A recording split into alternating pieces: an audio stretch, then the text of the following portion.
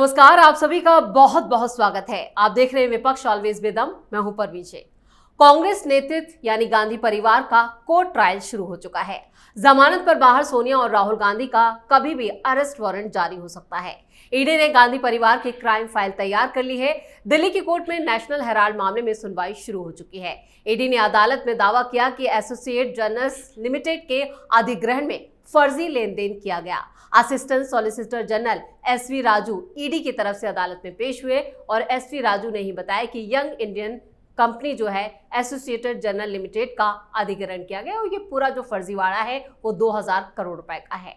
भ्रष्टाचार और घोटाले के चक्कर में फंसे गांधी परिवार की दिक्कतें कांग्रेस के अंदर पनप रहे विद्रोह ने भी बढ़ा दी है। महाराष्ट्र से लेकर केरल तक और कर्नाटक से लेकर बिहार तक हर तरफ कांग्रेस के अंदर घमासान मचा है। इन्हीं तमाम मुद्दों पर चर्चा के लिए स्टूडियो मौजूद हैं कैपिटल टीवी के editor in chief doctor Manish Kumar और एग्जीक्यूटिव एडिटर राजीव कुमार। आप दोनों का बहुत बहुत स्वागत है। धन्यवाद। जिस तरह से ईडी ने दावा किया और नेशनल हेराल्ड केस में गांधी परिवार फंसता नजर आ रहा है, तो ये क्या संकेत है? संकेत तो बिल्कुल साफ है। It is open and shut case. इसमें कोई लाग लपेट नहीं है।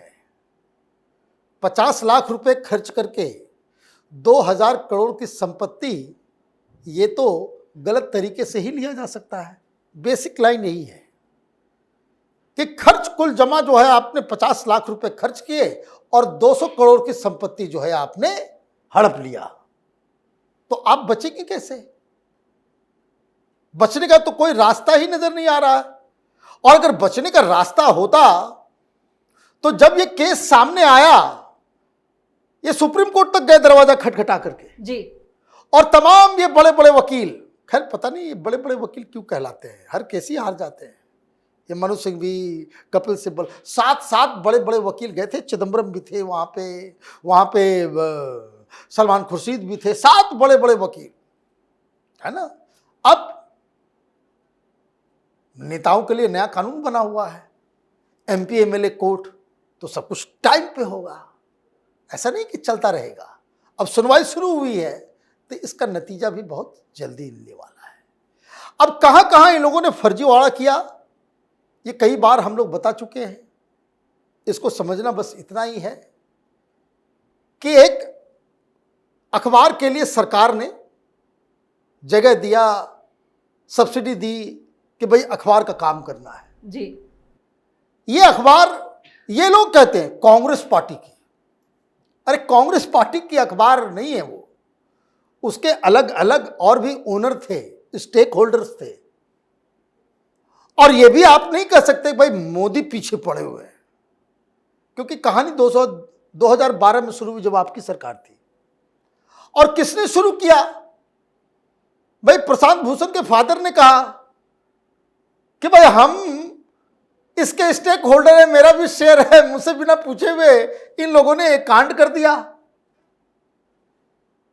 तो आपने क्या किया? आपने फर्जीवाड़ा करके कि हम इसको चलाने, भाई अखबार नहीं चल रहा, अखबार के लिए आपको जमीन दिया गया, संपत्ति दी गई, सब कुछ दिया गया, अखबार बंद, वापस सरकार के पास जमीन जाएगी। ये सारी सुविधाएं तो मिल रही है आपको क्योंकि आप अखबार चला रहे। अखबार नहीं चल रहा, आपने क्या किया कि एसोसिएट जर्नल के नाम से जो कंपनी थी उसको आपने बाकायदा मर्ज करवा दिया, खरीदवा दिया कि हमारा जो है इतना करोड़ रुपया ये है, क्या कहते हैं, कर्ज है, वो कर्ज जो है माफ भी कर दे रहे हैं, सब कुछ। मतलब आपको एन कैन प्रकारेण उसको हड़पना था। और नई एंटिटी जिसका कांग्रेस पार्टी से कुछ लेना देना नहीं, ये यंग इंडियन कंपनी में आपने उसको दिलवा दिया, जिसमें 76% जो स्टेक है वो गांधी परिवार का है, और बाकी सब ये चिंटू पिंटू जो हैं उनके नाम से जो है डाल दिया। और क्या कर रहे हैं? तो हम सेक्युलरिज्म और समाजवाद का जो है विचार जो है, जो नेहरू गांधी की जो विचारधारा है उसको बढ़ाने के लिए हम एक दफ्तर चला रहे हैं। और उसका सीईओ कौन है? उसका सीईओ मल्लिकार्जुन खड़गे है। तो पकड़ के ले गया कि भाई चलो भाई कहाँ तुम क्या कर रहे हो, जरा दिखाओ। मालूम चल रहा है कि जो नेशनल हेराल्ड की जो बिल्डिंग दिल्ली के अंदर है, नीचे किराया दे रखे हो, वहाँ पासपोर्ट सरकार को ही किराया दे दिया। उससे भी जिस समय उनकी सरकार थी उस समय से ही वो दफ्तर चल रहा है पासपोर्ट बनाने वाला। और ऊपर यंग इंडिया का ऑफिस, तो सीईओ साहब को पकड़ के ले जाया गया, वहां फर्जी जो है डॉक्यूमेंट बनाए हुए, कितना एम्प्लॉय काम कर रहा है, इतना ये। और जब ऊपर गए तो सीईओ साहब को बोला गया कि भाई ऑफिस खोलो, बोले चाबी तो मेरे पास है ही नहीं। 1 घंटा जो है थर थर थर थर कांपते रहे मल्लिकार्जुन खड़गे, तो फिर चाबी आया, खुलवाया, अंदर तो धूल पड़ा हुआ है, कागज पे एम्प्लॉय, कागज पे सब कुछ। कहने का मतलब है कि इस तरह का फ्रॉड करोगे and you want to be the prime minister of this country. और ऐसे ऐसे बेवकूफ लोग और ऐसे ऐसे पत्रकारों को मैं देख रहा हूं इस तरह के पाप को डिफेंड कर रहे हो। भाई कुछ तो लिहाज, कुछ तो शर्म आंख में होनी चाहिए। तो ये तो फंसेंगे और ये जाएंगे। बिल्कुल, जिस तरह से नेशनल हेराल्ड मामले की सुनवाई हुई है, क्या गांधी परिवार के जेल जाने की तैयारी हो चुकी है? देखिए, बस बेल कैंसिल होने की बात है। जैसा डॉक्टर साहब ने कहा कि ये बड़े बड़े वकील हैं, वकीलों की फौज ले गए, ये केस जीतते नहीं हैं, लेकिन करते क्या है, बड़े क्यों हो गए? क्योंकि ये जमानत दिलवाते हैं। इनका धंधा है जमानत दिलवाने का, चाहे अरविंद केजरीवाल के हो या फिर हेमंत सोरेन को हो या शरद पवार को हो या उद्धव ठाकरे को हो, और नहीं तो सोनिया राहुल गांधी का हो। जमानत पर तो 2012 से ये दोनों चल रहे हैं। जबकि पहले जब याचिका दायर हुई थी तो लोअर कोर्ट ने सीधे तौर पर कहा था कि प्राइमा फेसी ये दिखाई पड़ता है कि ये क्रिमिनल कॉन्स्पिरेसी है। ये राहुल गांधी और सोनिया गांधी 76% का स्टेक होल्डर शेयर है इनके पास, और इन्होंने इन्वेस्टमेंट कितना किया है? मात्र 5 लाख में से 76% जोड़ लें, 5 लाख रुपए में एक कंपनी बनी थी, और ये 45 लाख उसमें आया कहां से? उसमें ये डीके शिव कुमार 20 लाख दिया था, इसका भाई डीके सुरेश दिया था। ये डोनेट कर रहे थे कि नहीं? यंग इंडिया एक कंपनी बनी है, नॉन प्रॉफिटेबल कंपनी है, समाज सेवा करेंगे राहुल गांधी सोनिया गांधी। अब समाज सेवा के नाम पर कांग्रेसियों से पैसा लिया और उसी पैसे के आधार पर 50 लाख की कंपनी बनाई, और 50 लाख में 90 करोड़ रुपए का लोन उधर कांग्रेस वाला माफ करवाया, और 2000 करोड़ की पूरी प्रॉपर्टी हड़प ली। अब फर्जीवाड़ा इनका खत्म ही नहीं हो रहा है, ईडी इन्वेस्टिगेशन चल रहा है, और इधर सोचा कि अभी कोई प्रॉफिट तो नहीं हो रहा, तो क्या किया जाए? उसमें भी एक नया पेच फंसा दिया कि लो भाई, अब एडवांस में रेंट एग्रीमेंट करवाओ, 5 साल का एग्रीमेंट करवा दो 25 करोड़ रुपए में। इतने प्राइम लोकेशन पर ये सारे बिल्डिंग्स है, चाहे हेराल्ड हाउस, ये बिल्डिंग जो दिल्ली में बहादुर शाह जफर मार्ग पर हो, या मुंबई में हो, या मोहाली में हो, या लखनऊ में हो, हर जगह प्राइम लोकेशन पर सरकार की तरफ से गिफ्ट दिया गया था। 500 कितने स्वतंत्रता सेनानियों ने 2-2, 10-10 रुपया चंदा देकर ये नवजीवन और हेराल्ड बनवाया था। और इन लोगों ने क्या किया? नहीं, अब ये कांग्रेस की प्रॉपर्टी हो गई, और कांग्रेस से, चूंकि ये कांग्रेस इनकी बपौती है, तो कांग्रेस की प्रॉपर्टी मतलब कि सोनिया राहुल गांधी की प्रॉपर्टी। और इन लोगों ने इस बीच भी, ये जो ईडी ने बोला है कि देखिए 2012 में के बाद जब कोर्ट ने कहा कि इसका इन्वेस्टिगेशन होना चाहिए, ईडी के एंट्री होती है, उसके बाद भी इनका फर्जीवाड़ा खत्म नहीं हुआ। इन्होंने रेंट के नाम पर, इन्होंने अखबार में विज्ञापन के नाम पर, जो अखबार बाहर दिखता नहीं है उसमें भी विज्ञापन आ रहा है, कहां से? कांग्रेस की सरकारों से। और उसमें 142 करोड़ रुपए का ये जो रेंट लिया हुआ है, उसका तो कुछ पता आता ही नहीं है कि कौन कंपनी दे रही है, वो भी सेल कंपनियां हैं। 29 करोड़ का लोन जो है, जो रेंट दिया गया है, उसके बारे में तो थोड़ी जानकारी भी है कि एक जिंदल की कंपनी वो पूरा का पूरा एक फ्लोर लिए हुए है, तो वो रेंट दे रही है। दूसरी कई ऐसी ही कंपनियां हैं जो रेंट पर ले रखी है हेराल्ड की बिल्डिंग को। लेकिन ये सारा पैसा जा कहां रहा है? अब ये एसोसिएट जनरल का तो कुछ रहा नहीं, अब यंग इंडिया का रहा, तो उसी के अंदर जा रहा है सब। और वहां से कहां जा रहा है? वहां से राहुल गांधी सोनिया गांधी के पास जा रहा, इनडायरेक्ट रूट से। क्योंकि अब यंग इंडिया कोई 50 लाख की कंपनी नहीं रही, वो कंपनी हो गई है 2000 करोड़ से ज्यादा की, और उसके रेंट आ रहे हैं, उससे शेयर का दाम बढ़ रहा है। और ये 76% शेयर, 76% में से कुछ शेयर बेच देते हैं और उसका पैसा ले लेते हैं, और फिर से वो शेयर खरीदते हैं। जो फर्जीवाड़ा इन लोगों ने किया है, उसके एक एक धागे खोले जा रहे हैं ट्रायल शुरू हो चुका है। अब ईडी कहेगी कि भाई जमानत कैंसिल करो, फिर से पूछताछ करेंगे। आगे की चीजें ये बता नहीं रहे। मोतीलाल वोरा, सुमन दुबे, अमिताभ दुबे, ये सारे लोगों को, ऑस्कर फर्नांडिस, इन लोगों का नाम लेने से ये सोनिया गांधी, राहुल गांधी तो नहीं बच सकते। तो अभी ये शुरुआत है। अभी तक लगभग 1300 करोड़ रुपए का प्रॉपर्टी अटैच किया जा चुका है। रेंट ब्लॉक कर दिया गया है कि आगे 1 रुपया रेंट इनके खाते में नहीं जाएगा, अब सिर्फ सरकारी खाते में जाएगा, ईडी के खाते में जाएगा। और अब आगे बची खुची प्रॉपर्टी जब्त की जाएगी। इनके हाथों से 2000 करोड़ नहीं गया। क्रिमिनल कॉन्स्पिरेसी में ये दोनों माँ बेटे अंतिम समय में ये जेल ही जाने वाले हैं। बिल्कुल। तो यहाँ पर गांधी परिवार तो मुश्किल में फंसा ही है, लेकिन कांग्रेस की मुश्किलें और जो बाहरी चुनौतियां हैं, पार्टी के अंदर जो चुनौतियां हैं, वो भी बहुत ज़्यादा बड़ी हुई हैं। देखिए, बढ़ना तो वो लाजमी है, क्योंकि आप गलत सलत तरीके से राजनीति कंडक्ट करेंगे अपना, तो यही होना ही है। भाई, कल हम लोग डिस्कस कर रहे थे कि वहाँ कर्नाटक के अंदर में सत्ता परिवर्तन होगा। लोग कह रहे हैं कि 100 हमारे साथ है।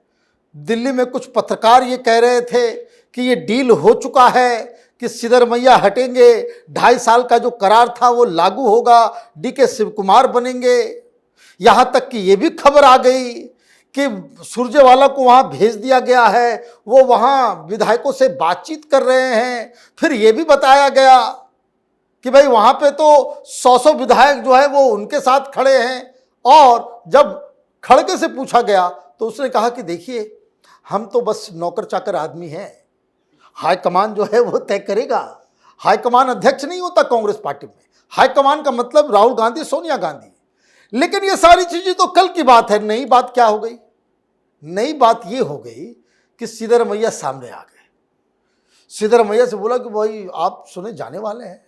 बोले तुम हाईकमांड हो, 5 साल तक मैं यहां पे मुख्यमंत्री रहूंगा। वह हो गया मार, शुरू हो गई कहानी।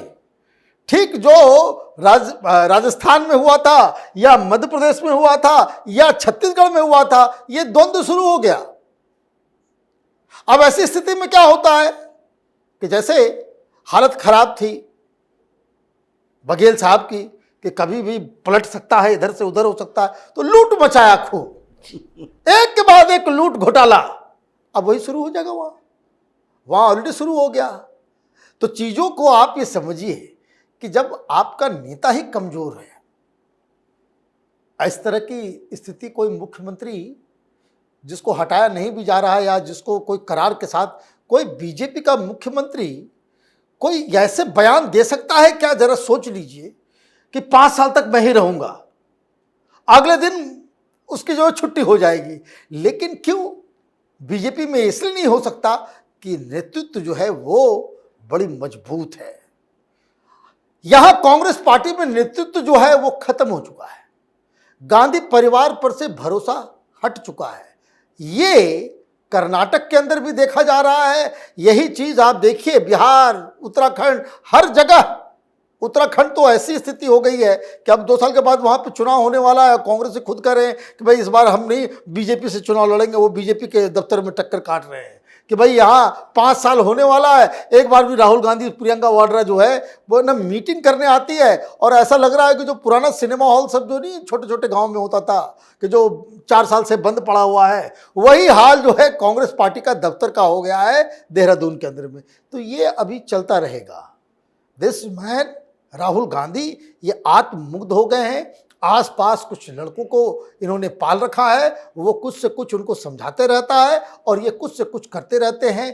कांग्रेस रिवाइव तो करना छोड़ दीजिए, वो और खराब होते जा रही है, बर्बाद होती जा रही है। बिल्कुल। और चुनावी राज्यों से भी कांग्रेस के लिए अच्छी खबरें नहीं आ रही है, वहां भी घमासान मचा है कांग्रेस के अंदर। देखिए, हर जगह कांग्रेस के अंदर घमासान ही है, परेशानियां अलायंस के अंदर है, यानी कि जो कांग्रेस के पार्टनर्स हैं उसके साथ परेशानी है। महाराष्ट्र के अंदर अभी पृथ्वीराज चौहान ने कहा कि नहीं भाई, कांग्रेस है जो केवल एक धड़े से बात करेगी, हम शरद पवार और उद्धव ठाकरे से बात करेंगे, आपस में आप क्या कर रहे हैं उससे मतलब नहीं है। तो बात कैसे करोगे? उद्धव ठाकरे उधर हाथ मिलाने को तैयार है राज ठाकरे से, वो अगर एक होते हैं तो कांग्रेस को बाहर कर देंगे। अब दूसरी तरफ शरद पवार अगर हाथ मिलाते हैं अजीत पवार से, जो मर्जर प्लान चल रहा है दोनों का, तो उसके बाद तुमसे कोई बात ही नहीं करेगा, वो तो फिर एनडीए का हिस्सा हो जाएंगे। तो ऐसे में मतलब वहां के कांग्रेस के नेता मान चुके हैं कि अब हम अकेले हो चुके हैं, अब हमें कोई पूछ नहीं रहा। उद्धव ठाकरे को जब बात करनी होती तो हमसे बात करते, यानी कांग्रेस के साथ मिलजुल कर कोई काम करते। अभी ये ज्वाइंट रैली करने की इनकी जरूरत नहीं थी, कांग्रेस के साथ करते, शरद पवार के साथ करते। वो राज ठाकरे उद्धव ठाकरे एक मंच पर आकर क्यों कर रहे हैं? तो स्थितियां ऐसी हो गई कि जो गठबंधन सहयोगी थे वो छोड़ छोड़ कर जा रहे हैं। संगठन बदलने चले थे राहुल गांधी, हर स्टेट में जहां ये संगठन बदलने के लिए गए वहां पर समस्या ये हो गई है कि वहां ये कहते हैं डिस्ट्रिक्ट प्रेसिडेंट की नियुक्ति बड़ा डेमोक्रेटिक तरीके से होगी, लेकिन स्टेट प्रेसिडेंट की नियुक्ति डेमोक्रेटिक तरीके से नहीं होगी। जिसको हम कहेंगे वही बनेगा। ये भारतीय जनता पार्टी में अभी देखिए 14 राज्यों में स्टेट प्रेसिडेंट का इलेक्शन चल रहा है, 2-2, 3-3 दिन तक, नीचे से ब्लॉक लेवल से लेकर डिस्ट्रिक्ट से लेकर स्टेट लेवल तक सारे लोग वोटिंग कर करके बना रहे हैं कि कौन अध्यक्ष बनेगा। लेकिन ये जो डिस्ट्रिक्ट प्रेसिडेंट बनाए हैं तो स्टेट प्रेसिडेंट कह रहा है कि भाई राहुल गांधी आकर डिस्ट्रिक्ट प्रेसिडेंट बनवा रहे हैं, अपने लोगों को भेज रहे हैं, और उसके कारण क्या हो रहा है, हम डिस्ट्रिक्ट में जाते हैं, वो डिस्ट्रिक्ट का प्रेसिडेंट हमारी बात ही नहीं सुनता। जब हमारे कंट्रोल में स्थितियां ही नहीं है, संगठन ही नहीं है, तो हम प्रदेश अध्यक्ष रहकर क्या करेंगे? ये समस्या हरियाणा में हो रही है, यही समस्या मध्य प्रदेश में हुई, और बड़े नेता जो शीर्ष नेतृत्व में बैठे हुए स्टेट लीडर, ये क्षेत्रीय छत्रप, वो नाराज पहले चल रहे हैं। देखिए मध्य प्रदेश में कमलनाथ, नकुलनाथ पहले ही बाहर हो गए, ये हुड्डा परिवार पहले ही बाहर चल रहा है। सुरजेवाला को कमान सौंपने से ये हुड्डा परिवार खुश नहीं है और नाराज ही होगा। महाराष्ट्र में ऐसे ही चल रहा है, बिहार में भी गठबंधन जैसे धीरे धीरे और कठिन दौर से चल रहा है। सीट शेयरिंग का फार्मूला आते आते कांग्रेस के अंदर ही घमासान मच जाएगा, और कांग्रेस के साथ जो डील होने वाली है उसमें या तो कांग्रेस चुनाव से पहले ही बेइज्जत हो जाएगी सीट शेयरिंग में, या फिर अगर अकेले लड़ने की ठान लेगी तो कांग्रेस का संगठन खत्म हो जाएगा। जो स्थिति इन लोगों ने पैदा की है केरल से लेकर बंगाल तक, केरल में वही राजीव चंद्रशेखर ने कहा कि अभी कांग्रेस की स्थिति ऐसी हो गई है कि ये जमात वालों से संपर्क कर रहा है, ये सारे कट्टरपंथियों का रिकॉर्ड तोड़ दिया। पहले तो मुस्लिम लीग के साथ, अब जमात वालों के साथ भी, पीएफआई वालों के साथ भी, सारे आतंकवादियों को अपने साथ जोड़ लेगा, क्योंकि वहां पर मुस्लिम इस बार बटे हुए दिखाई पड़ रहे हैं। तो चारों तरफ से कांग्रेस की वही हाल है। कुछ समय के अंदर ये राहुल गांधी अकेले बैठकर संगठन संभालते रहेंगे और नीचे पास में बैठने वाला कोई जाना पहचाना चेहरा इनके पास नहीं होगा। चलिए, इस तमाम जानकारी के लिए और सटीक विश्लेषण के लिए आप दोनों का बहुत बहुत धन्यवाद। धन्यवाद। गांधी परिवार की फर्जीवाड़े और कोर्ट ट्रायल से उनकी सियासी साख खत्म हो चुकी है। जब कांग्रेस अंदर और बाहर कई चुनौतियों से जूझ रही है, उस मौके पर भी राहुल गांधी नदारद हैं। पार्टी में पनप रहे विद्रोह ने भी कांग्रेस की साख को खत्म कर दिया है। हर तरफ से पार्टी की बर्बादी की खबरें सामने आ रही हैं, जिसका जिम्मेदार पार्टी आला कमान को ही माना जा रहा है। इस खास शो में इतना ही। वीडियो कैसा लगा कमेंट करके अपनी राय जरूर दें। वीडियो को लाइक करें, शेयर करें और कैपिटल टीवी को सब्सक्राइब जरूर करें। धन्यवाद।